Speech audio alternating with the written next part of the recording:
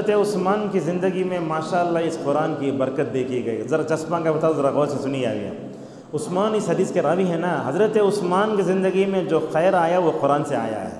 کیسے آیا؟ دیکھو، حضرت عثمان رضی اللہ عنہ نے امت کو قریش کی زبان پر جمع فرمایا. جانتے نا، پورے 6 لہجوں کو ختم کر دیا.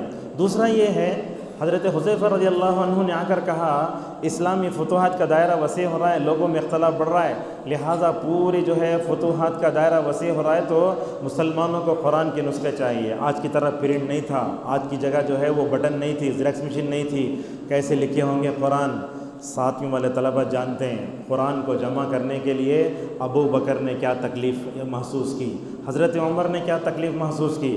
جب یہ دونوں قرآن کو جمع کرنے لگے، زید ابن ثابت رضی اللہ عنہ کو بلا کر کہا تو کیا بات کہی. دیکھو، بولے زید ثابت رضی اللہ عنہ، بخاری کی روایت ہے، اگر یہ دونوں مجھے کسی پہاڑ کو اٹھا کر کے دوسری جگہ رکھ دوں تو یہ کام میرے لیے آسان ہے، مگر میں قرآن جمع نہیں کر سکتا. اور قرآن جمع کیسے کیا گیا؟ جب بھی قرآن پڑھتے نا، میں بولتا ہمیشہ طلباء کو 3 طرح کے احسانات آپ کو ماننا. ایک تو اللہ کا احسان، دوسرا کس کا احسان؟ نبی صلی اللہ علیہ وسلم کا احسان. ایسا دل تھا نبی صلی اللہ علیہ وسلم کا، 23 سال تک آسمان سے آنے والی وحی کو الحمدللہ اپنی امت کے لیے برداشت فرمایا. اور تیسرا ہے حضرات صحابہ کرام. ابو بکر صدیق رضی اللہ عنہ جمع کیا، عثمان نے جمع، حضرت عمر نے جمع کیا.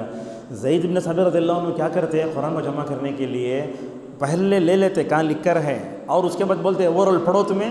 جیسے ہی نو پڑھتے دیکھتے دونوں آپس میں موافق ہو رہے نہیں ہو رہے ہیں، جب تک موافق ہوتے ہیں اس کو جمع نہیں کر لیتے. تو اس طریقے سے حضرت عثمان رضی اللہ عنہ نے قرآن کو جمع کیا اور اس کے نسخے بنا کر اسلامی ملکوں میں مکمل طور پر پھیلائے. اور یہ دیکھیے، خود حضرت عثمان کی زندگی میں جو خیر آیا وہ تلاوت کی وجہ سے آیا. ایک مسئلہ ذکر کرتے ہیں آپ کے درمیان میں، ذرا الجھتے ذہن سے نہیں سمجھنا اس کو، ہمارے سے تعارض نہیں کرنا. ایک بات یاد رکھو، آپ کو بتاتا ہوں. دیکھو، کلاس میں بھی یہیں بھی اگر ہمارے سے بحث کرنے کے ذہن لے کر بیٹھیں گے علم سے محروم ہو جائیں گے. عبداللہ ابن عباس رضی اللہ عنہ کے پاس ایک شاگرد تھا، ہمیشہ بحث کرتا تھا. کیسے بحث کرتا تھا؟ جیسے وہ بلی چوہے کو پکڑتے نا، ویسے طلبہ دیکھ لے کر ہوتے کہاں آئے غلطی میں فوراً بولا وہ نہیں کرنا. کیا ہوا؟ بحث کرتے کرتے ابن عباس کے علم سے محروم ہو گیا. ہم جب تک اس کے بارے میں پوری گفتگو نہیں کرتے کچھ سوال مت کرو، اور اپنے چہروں سے وہ شک کی نگاہیں میں مت بناؤ. آپ لوگ صحیح سنو، اور یہ بات صحیح آپ کو بتاتے ہیں. طبرانی کی روایت ہے، حدیث نمبر 130 ہے، عثمان رضی اللہ عنہ کی بیوی جب ان کو ہر طریقے سے گھیر دیا گیا تھا، جانتے نا گھیر دیا گیا تھا، تو اس وقت لوگوں نے ان کو مارنے کی کوشش کی. اس وقت دیکھو، ایک شوہر کے بارے میں دنیا میں سب سے جاننے والی کون ہوتی ہے؟ بیوی ہوتی ہے. جیسے خدیجہ رضی اللہ عنہا تھی. کہا یاد رکھو لوگو، عثمان کو مت مارو، قتل مت کرو. کیوں؟ فَإِنَّهُ كَانَ يُحْيِي اللَّيْلَ فِي رَكْعَةٍ يَجْمَعُ فِيهَا الْقُرْآنَ. کہا مت مارو ان کو، اس لیے کیوں؟ اس لیے کہ وہ ایک رکعت میں اب پوری رات کو زندہ کرتے ہیں. کتنے رکعت میں؟ ایک. بیہقی کی روایت ہے، حضرت عبد الرحمن ابن عثمان رضی اللہ عنہ سے مروی ہے، کہا قرأ القرآن فی رکعۃ، پورے قرآن کو ایک رکعت میں پڑھا. تحقیق پیش کرتے ہیں آگے. کتاب الزہد میں ابن المبارک رحمہ اللہ نے سلیمان بن یسار سے نقل کیا ہے، کہا عثمان رضی اللہ عنہ دیکھو عشاء کے بعد کھڑے ہوئے. کون سی نماز کے بعد؟ عشاء کے بعد کھڑے ہوئے. فقرأ القرآن كله في ركعة لم يصلي قبلها ولا بعدها. کہا کہ پوری رکعت میں قرآن پڑھا ہے، نہ اس سے پہلے نہ کوئی نفل پڑھا، نہ اس کے بعد نفل پڑھا. شیخ الاسلام ابن تیمیہ رحمہ اللہ منہاج السنہ النبویہ جلد 4 صفحہ 32 میں فرماتے ہیں وَقِرَاءَةُ الْقُرْآنِ فِي رَكَعَةٍ ثَابِتَةٌ عَنْ عثمان. نقل کرنے والے کون؟ ابن تیمیہ. کہتے ہیں منہاج السنہ النبویہ میں جلد 4 صفحہ 32 میں ایک رکعت میں قرآن پڑھنا صحیح روایت سے ثابت ہے. اچھا، علامہ ابن کثیر رحمہ اللہ البدایہ والنہایہ میں کہتے ہیں وَقَدْ رُوِّيَ هَذَا مِنْ غَيْرِ وَجْهٍ أَنَّهُ صَلَّى بِالْقُرْآنِ فِي رَكْعَةٍ وَاحِدَةٍ عِنْدَ الْحَجَرِ الْأَسْوَدِ أَيَّامَ الْحَجِّ. غور سے سنو، ایک بات الجھنا نہیں. کہا کہ یہ روایت عثمان کے بارے میں کئی طرق سے ثابت ہے. انہوں نے ایک رات ایک رکعت میں پورا قرآن پڑھا ہے حجر اسود کے سامنے کھڑے ہو کر ایام حج میں. اب اس روایت کو سننے کے بعد طلباء کے ذہن میں ایک اشکال یہ پیدا ہوتا ہے، آپ کے ذہن میں جو اشکال پیدا ہو رہا ہے وہ اشکال کو ذکر کر کے جواب دیتے ہیں۔ کیا ہے؟ ہمارے پاس دیکھتے ہیں معاشرے میں شبینہ پڑھتے ہیں لوگ، 3 دن میں تاجروں کو جمع کر لے کے 10 دن میں، یاد رکھو یہ واقعہ شبینہ کے جواز کے لیے دلیل نہیں۔ کیوں؟ یہ حضرت عثمان کا انفرادی عمل ہے، ایسا نہیں کہ پوری امت کو لے کر تکلیف میں ڈالا، ویسے کیا کہ نہیں کیا نا، لہٰذا یہ مسئلہ کیا انفرادی ہے، اس کو اجتماعیت کے لیے ہم نہیں لے سکتے۔ اب یہاں سوال یہ آتا ہے، یہ جو روایت ہے نا، میں بتایا نا، اس واقعے کو صحیح بتانے والے کون یہ بھی بتا دوں گا۔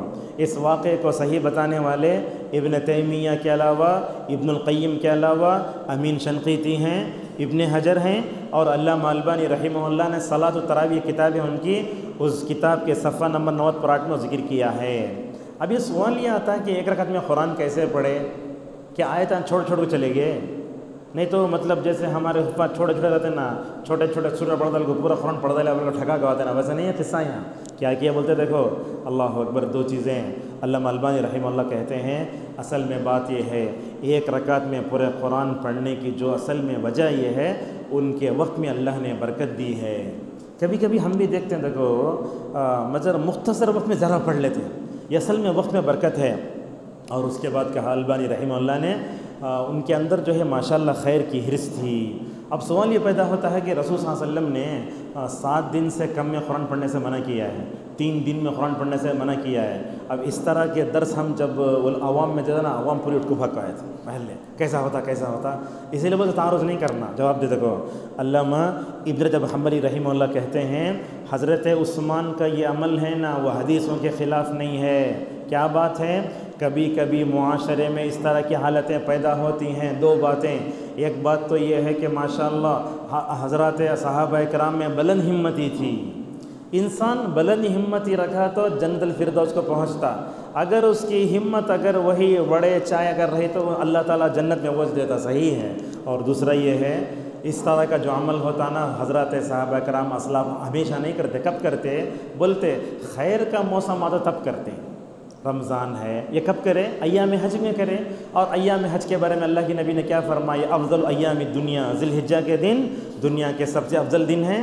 تو اگر آپ بھی رمضان میں 3 4 قرآن پڑھے تو یہ لکھ سکتے ہیں۔ مجالد و شاد رمضان ایک کتاب ہے علامہ ابن عثیمین رحمہ اللہ کی، اس میں جہاں قرآن کا ذکر ہے تو وہاں کہا ہمارے اسلاف قرآن الگ الگ انداز سے پڑھتے تھے، کبھی 2 دن میں، کبھی 3 میں، کبھی 4 میں، کبھی 7 میں۔ اب جانتے ہیں فمی بشوقین ایک مطلب کیا ہے، ایک پاسورڈ کی طرح ہے۔ حضرت صحابہ کرام 7 دنوں میں قرآن پڑھتے، اسی لیے قرآن میں 7 منزلیں ہیں۔ ایک ہفتہ گزرتا یہ قرآن ختم ہو جاتا۔ ہمارے پاس حفاظ ایسے ہیں مہینے کو قرآن کو ہاتھ نہیں لگاتے، نعوذ باللہ۔ ذرا بتائیے، آپ کے سینے میں قرآن ہے، اللہ تعالیٰ چاہتا ہے کہ خیر پھیلے، اس کی زندگی میں خیر آئے، مگر آپ بولتے ہیں نہیں خیر اندر ہی چھوڑو، باہر آؤ، زندگی میں خیر کیسے آئے گا؟ اور اسی طریقے سے ہم دیکھتے ہیں صحابہ کرام ماشاءاللہ قرآن کو پڑھ کر اتنا خیر پا لیا نا، اس لیے شاید اللہ کے نبی صلی اللہ علیہ وسلم نے فرمایا خیر الناس قرنی ثم الذین یلونہم ثم الذین یلونہم۔ یہ دیکھو جذبہ کیسا ہے۔ عبداللہ ابن عمر ابن عاص رضی اللہ عنہ بڑے عابد و ثابت صحابی، سیر و اعلام النبلاء میں ذکر کیا، کہا بڑے نیک۔ اللہ کے نبی سے آ کر پوچھتے یا رسول اللہ قرآن کتنے دن میں پڑھوں؟ اللہ کے نبی بولتے 1 ماہ میں پڑھو، الحسنۃ بعشر امثالھا۔ کبھی بولتے 7 دن میں پڑھو، کبھی بولتے 3 دن میں پڑھو۔ بولتے یا رسول اللہ انا لا اطیق اکثر من ذلک، 3 دن سے میں بھی کم پڑھنے کی میں کیا کرتا ہوں، طاقت رکھتا ہوں۔ یہ خیر کی حرص تھی۔ حضرت صاحبہ کا ہم پوچھتے تھے ہوا کیا؟ ایک رات میں 2 رات میں قرآن ختم ہو جاتا۔ جب بوڑھے ہو گئے، آنکھوں کی بینائی جاتی رہی، تو اس وقت اللہ کے نبی صلی اللہ علیہ وسلم کی جو ہے وصیت یادیں کہنے لگے، لیتنی قبلت رخصت رسول اللہ صلی اللہ علیہ وسلم، کاش اگر میں اللہ کے نبی صلی اللہ علیہ وسلم کی وہ رخصت پر عمل کر لے تو کتنا اچھا ہوتا۔ یہ خیرکم من تعلم القرآن وعلمہ ہے نا، اس میں ایک بات ابن تیمیہ نے یہی بتائی ہے، بڑی اچھی بات ہے۔ کہا